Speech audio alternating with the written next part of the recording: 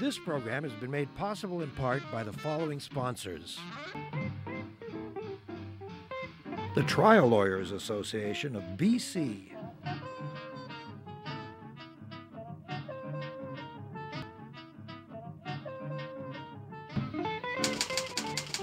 The Vancouver Courier newspaper.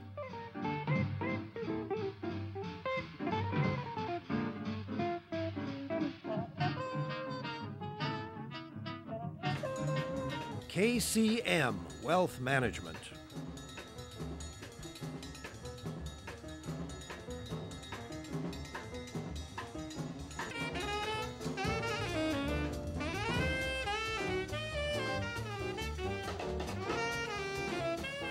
Bullying seems very much in the news these days. Of course, when we talk about bullying, usually we're talking about youngsters in schoolyards or on the net. What about when a government or the government minions or mandarins or bureaucrats begin bullying ordinary citizens, especially those who are trying to do good in the community? Well, that's the story as we get it from an old friend of ours, Jim O'Rourke, who's the executive director of VisionQuest Recovery Society. And he will explain all of these details, starting with, hello, Jim, nice to see you again. Starting with, you had this great opportunity to take over a motel that wasn't doing very well in Delta. Why wasn't it doing well? Well, let's start at the before picture. Okay, the before picture, it's a hotel that's gone downhill all the way through. Okay. The Sunshine Hills neighborhood didn't want a rock club, they didn't want this, they didn't want that, so there's no revenue, no money for repairs. They rent the rooms out on a monthly basis, monthly basis to different people with schizophrenia, just all the way downhill. Much like the downtown Vancouver Skid Row hotels. Right. That was the Delta. A friend of mine was the manager and had been hounding me for a couple of years to come in and help out. Up until about 5 months ago, I said no. And then we figured out that we wait 7 to 9 weeks for a welfare check when we get a guy out of jail, Yep. and we put him into a house. But if we put him into a hotel, it's an emergency shelter, I get the money within a week. So you can get him sheltered.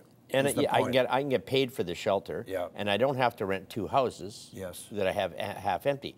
If I need 4 rooms, I do 4 rooms. I need 12 rooms, I do 12 rooms. We should add, just to establish the basis here, you have been operating 10 recovery homes in Surrey, Langley, Abbotsford, and we just opened up in Chilliwack. in Chilliwack, with about how many people? We have 128 to date, and by the end of August, we'll have 228. Men and women. Men and women. And you've been doing this for 17 years? Clean 21, Yeah. in the recovery business 10. Okay. So, and you've got great results? Yes. And you don't just scoop people off the street. You do some of that, but mostly courts and the law give you clients and say, buddy, it's jail or try Jim. Well, in that line, yes. Yeah. We do about 98% of our business from the criminal justice system. We only deal with prolific offenders, so that's 30-plus convictions. Right.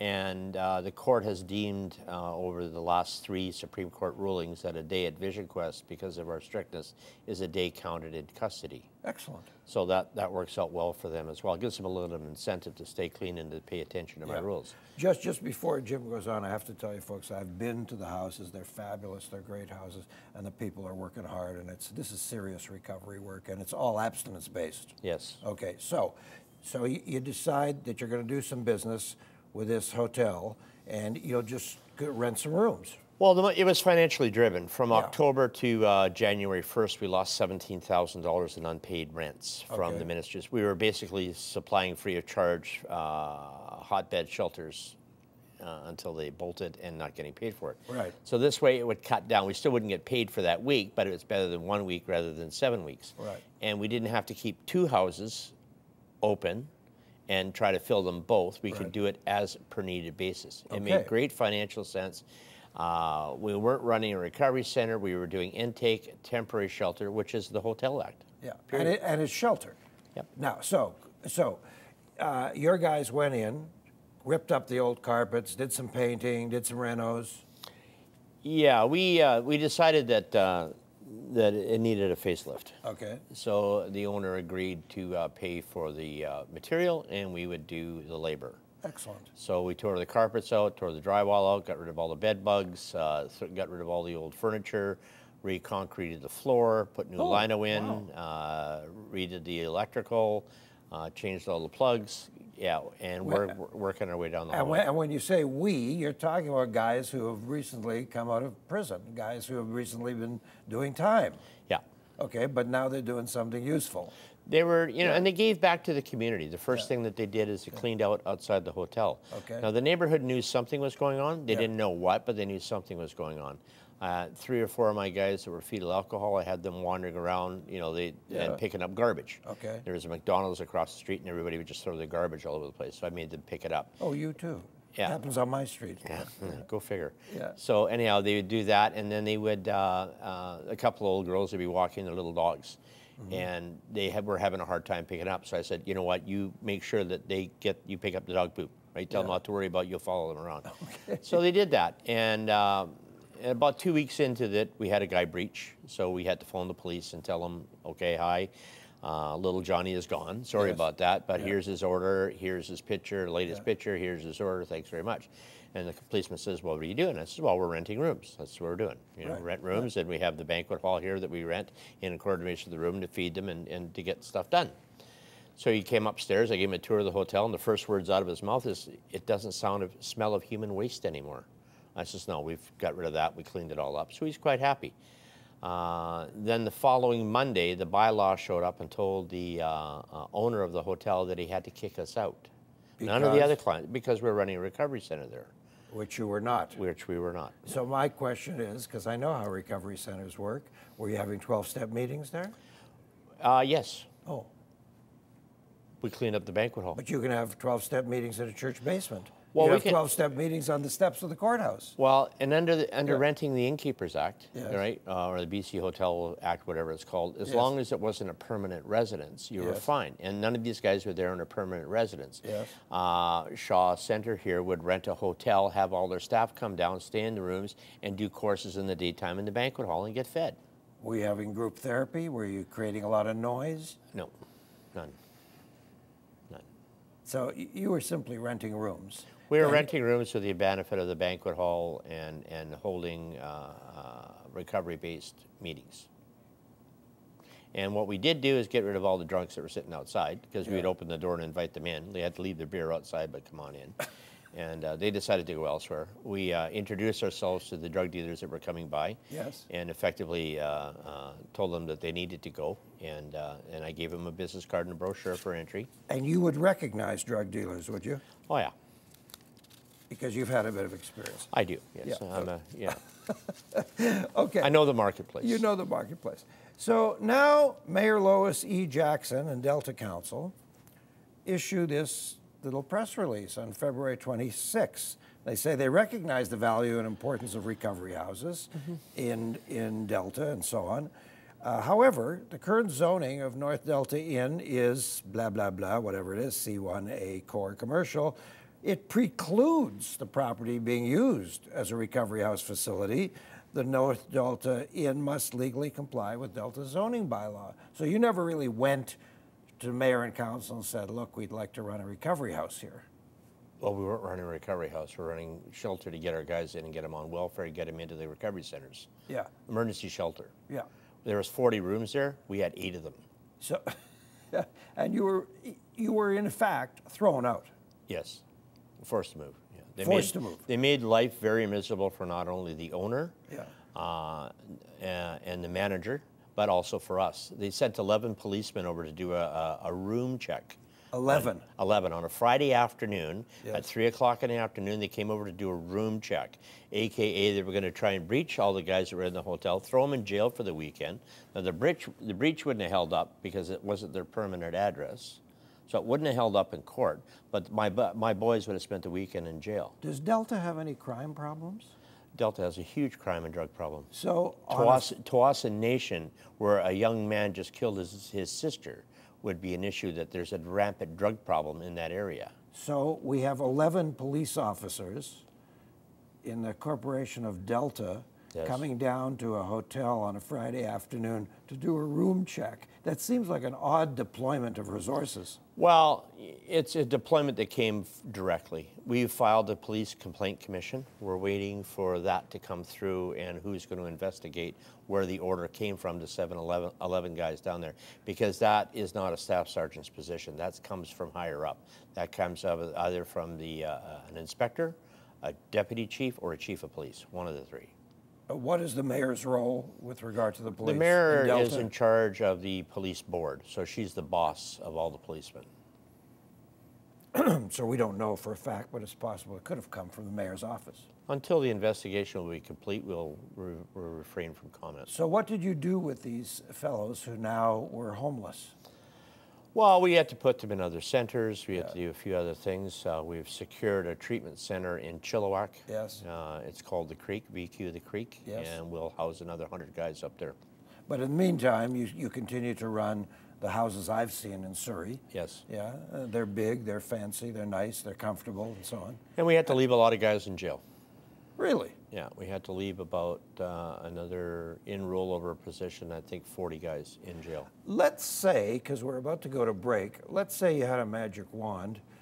What would have been, in your opinion, a more reasonable way to deal with this situation?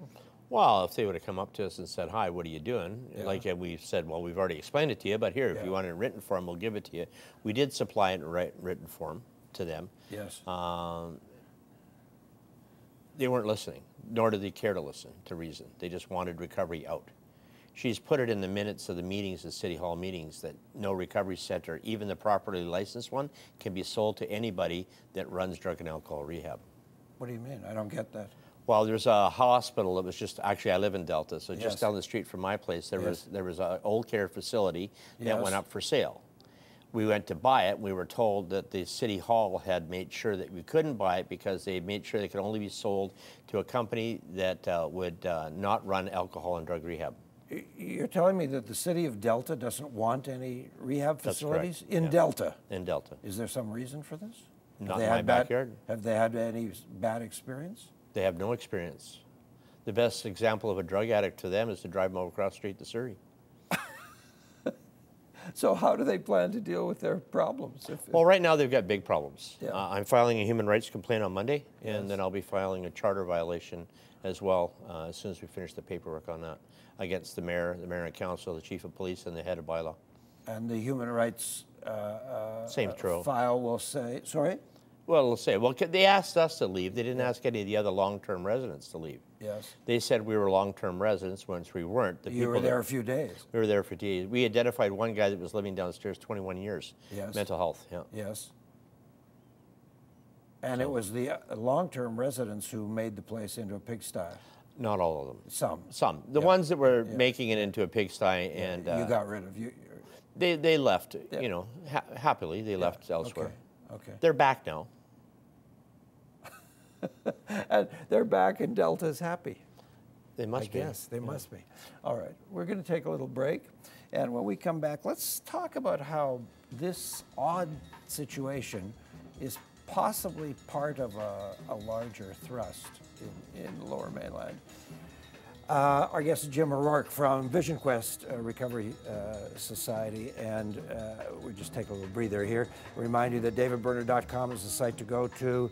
Send us your comments, we welcome them.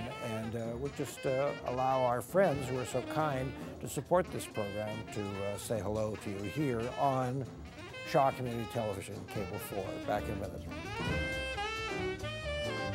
This program has been made possible in part by the following sponsors.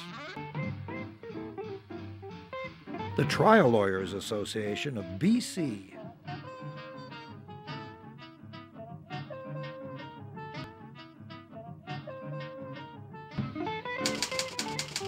The Vancouver Courier newspaper.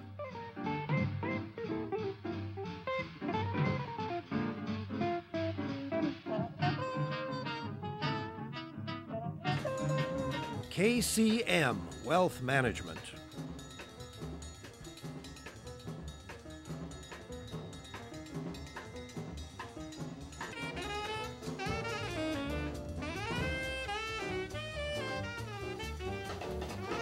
Jim O'Rourke is the executive director of VisionQuest, a society that runs 10 recovery homes in Surrey, Langley, and Abbotsford, and now is about to open a large center out in Chilliwack. And he's run into some very interesting official NIMBYism, trying to open not a recovery house, but really just a place for people to live while they transition out of jail and into recovery homes. And he's been not just told, but was forced to throw people out and abandon this situation. Now look, that is one ugly story, and you will keep us apprised as your court case. That'll be kind of fun. That's going to hit the wall on Monday? On Monday, yeah. Yeah, okay. But in the meantime, it seems to me that it's possible that this kind of thing is part of a larger syndrome that's going on. Gord Robson, who was the mayor of Maple Ridge years ago, said, because he was independently wealthy, if I am elected, I will open a treatment home with my own money for youngsters at risk in drug use. And he was elected, and he tried to open the doors, and he was immediately stopped by his own government because they didn't have push bars on the doors, and the halls, it was a house, and the halls didn't have, wide enough corridors, they weren't wide enough, and so on. So these days, whatever else Mr. Robson may be doing, he writes an editorial for the Maple Ridge Times, and he has been on a tear of late, writing so many things, in particular about how some backbencher Liberal MLAs were fed up with what they saw was an iniquity in this business, and they went around studying recovery homes, and they did a big presentation to the Liberal caucus, and the Liberal caucus was kind of shocked. And here's what Mr. Robson reports in the press. He says, the stories the committee heard about intimidation and bullying by the health districts convinced them not to inform the Minister of Health, and so on and so on. Bullying and intimidation by the health districts? Mr. Robson suggests, he says, I'm advised by someone who's read the new regulations that these regulations will probably effectively eliminate the model of abstinence-based 90-day programs in our province. The health ministry prefers a model of harm reduction with methadone maintenance on an outpatient or 30-day treatment basis in a government-approved, unionized facility. Mr. Robson says we need 1,000 more beds. That would be doing something real. Yeah, 1,000 would be a good start. As for the abstinence space, we've been under attack for the last 5 or 6 years. We've got no funding. 10 years that I've been at it, we have zero funding. We can't apply for funding. Every time you try to do something or try to get it funded, then they reroute you. And it doesn't matter what government's in town. It's the bureaucrats that have decided which way this harm reduction model is going to go. And the 4-pillar approach, everybody heard about that. Well, the 4th pillar is total abstinence. They forgot about that. Mm-hmm. We have the methadone maintenance program. We have the marijuana maintenance as well. We have the free crack pipe exchange. We have the giving alcoholic shot of alcohol every hour. So we have the enablement process of the government in the bureaucratic end of the government right now. Once normal people figure out and the taxpayers get an audit done and say, hey, what's this costing us a day? Well, methadone is costing us $2 million a day out of our health budget. Dr. Perry Kendall, who's the provincial health officer, was very unhappy with a recent column by John Ferry in the province, and so he wrote back, and the province published his response, and he talks about methadone maintenance therapy. Now, to me, those 3 words together are oxymoronic. They're as meaningful as happy marriage, Catholic university, and military intelligence. Methadone maintenance therapy. How do you put those words together? Well, you Jim? put them together because it was developed, people need to know the history of methadone. And it started in 1934, yes. And it was developed so that because the British cut off the supply of heroin to Nazi Germany. So they developed it to get rocking and rolling, and they pushed it to the limit like they did everything else. Right. If you look at the picture that Patton took when he walked into Auschwitz, and then go down to the methadone clinic in Maine and Hastings, you'll see the same deadness in the eyes. Look at the eyes, never lie. So you do that. Now, they tried it in the 60s, they tried it in the 70s, and now they've got some people that say, that's what we need to do. Keep them stoned and they don't roam.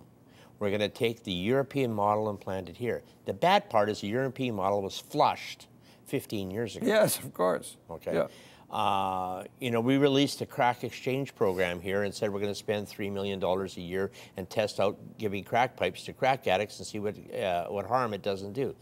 The same day, Alberta canceled their program because it said it made no difference one way or the other. And 3 years ago, the Scottish Parliament said publicly, we've spent X billions of pounds on harm reduction, and it's been a failure, so now we're putting our money into treatment. Well, they're putting in what they call coerced treatment, which is what we do. You come in handcuffs, and you need to stay there and behave, or you go to jail. Yes. Guys that don't graduate my program don't go on the street, they go to the federal penitentiary. A lot of people would hate what you're saying. A lot of people would say, oh, it's evil, it's creepy to do enforced treatment. Sure. I'm not one of those people, because I understand how this works. I debated with a few at SFU the other day. Oh yeah, you had a big Donnybrook at SFU. It was fine. The 3 PhDs did there, and it was lovely. The unfortunate part is what they have in knowledge in books. I'm impressed. Yes. It's just the wrong data. They gave me and said that we need to legalize heroin. And I said, really? She said, well, we just completed a study. I said, where did you go? He said, well, we went to Main and Hastings, we went to the living room, the front room, all these outreach programs. Yeah. I said, did you go to an AA or an NA meeting? Yeah. Alcoholics Anonymous or Narcotics Anonymous, people that have beat the disease. Yeah. He said, well, no, it doesn't matter. And I said, that's not a scientific study. Here's it says how a scientific study right there. That's how it's supposed to be done. Yeah. All aspects of the study. Yeah. You only got half of the aspect. Go back and redo your study. They want to give away free heroin. The Canadian taxpayers are going to pay for free heroin. We are currently, I think we're in the 3rd year of giving away free heroin to 322 heroin addicts at UBC with a mad scientist up there who's considered an expert in the field. Jim, you know the heroin business. Please explain to me what we would learn by giving heroin addicts free heroin. What is it that we'll learn? We'll learn that more is not enough. We'll learn that addicts want more. Isn't that odd? Yeah, so, and that's what they're going to do. And I want to show you what the addicts are doing who are going up to UBC every day to get their free heroin. Ha ha! Yeah. Well, they're getting more. You know, they can't regulate on how much is in their system, right? So they go get their free points, then they go down the street and get more. Now look, you said at the beginning of this, just after the break, you said that you can't get money from the health authorities, but you obviously get money from somewhere to pay for this program. Your program is not expensive. No. What's a per bed cost? $560. Well, it costs us $938, but we charge the provincial welfare system $560. It costs you just about $1,000 a month. Yeah. So you're talking about $12,000 a month, a year. $12,000 a year. Yeah. Okay. If that were a hospital run by psychiatrists and doctors and nurses, $250,000 a year, not $12,000. Where they come from, they're in jail. It's $195 a day for a provincial rehab. Yeah. So, you know, at $18.66 a day is what it costs. What they pay me now to $195 a day. I'm their cheapest tax bet. Yeah. So you are paid by mostly the federal government? No, provincial. Provincial welfare. government. Yeah. Corrections. No, welfare. Welfare, but not the health authorities. No. Because what you do Or corrections. Sorry? Or corrections. Or corrections. Let's talk about a fellow you introduced me to. We won't say who he is, but you introduced me to a fellow over sushi a few months ago, and he handed me a very interesting document. The document was an Excel spreadsheet that showed roughly 148 recovery houses in Surrey. And of that 148, maybe 20 of them were legitimate. Yeah, it's grown to 210. As of this last count, we just finished the new list last week. It's 210, and the majority of them now are being owned by pharmacists. Pharmacists? Yeah, that deliver methadone. Yeah. So there are pharmacists who own a dozen treatment houses, and everybody there is on methadone. Going to their pharmacy. Pardon me? Going to their pharmacy. Going to their pharmacy to get. Yeah. This is the old journalism principle: follow the money. Yeah, follow the money. Yeah. But it's a good principle. It's a good business model. Yes. You know, they're in the never-ending loop. You're the drug and alcohol counselor that helps them wean off. Yes. It's not financially possible for you to help them do that because then it comes out of your pocket. Now, why can't we put a stop to this madness? Well, you have to ask the College of Pharmacies why they haven't done anything yet, and you'll probably have to ask the health minister, and I've asked him that about 4 years ago, and he's yet to get back to me. That was Kevin Falcon. And I know you've brought this to a mayor that we like Yeah. and admire, and she has said, it's not my purview, and her hands are tied. It's not, you know, it's not a municipal thing. No, not a municipal, it's provincial government. It's a bureaucratic thing. The bureaucrat, it doesn't matter what government we have. Unless you change the mindset of the bureaucrats, nothing's going to change. If, God forbid, somebody made you the czar of all things drug addiction, what would you do in Surrey? How many of those places would you close tomorrow morning? Well, you'd have to systematically close them a little at a time. Yeah. You'd have to find clean shelter beds, so you couldn't do it all in one day or 1 week. You'd have to pick on 3 or 4. Now, there's some of them out there, and the only reason they're called recovery homes is because then you don't qualify for any repercussions under the landlord tenancy branch. Right. But if you really call them what they are, which is rooming houses, then they qualify. So go there, make up your decision. Are you a recovery house? Fine. Well, here's what you have to do. Here's your menu. We're going to send you drug and alcohol counselors in to come in and do programs and all the other stuff, and you're going to toe the line. They would really have to wake up to do all that. Thanks, buddy. Bet. Always great to see you. Jim O'Rourke from VisionQuest Recovery. There are a lot of really good programs here in the Lower Mainland. This is one of them, and there are lots that are really fake. We ought to do something about it. All right, enough of my soapbox for today. Next week, Daryl Plekas, the criminology department at the University of Fraser Valley, is stepping out. He's going to be a Liberal candidate in the upcoming election in Abbotsford South. We'll try to follow his visit next week with somebody from the NDP and then maybe somebody, believe it or not, from the Conservatives. Thank you for being with us today. DavidBurner.com is the site to go to, and we look forward to seeing you here again on Shaw Community Television, Cable 4. Good night.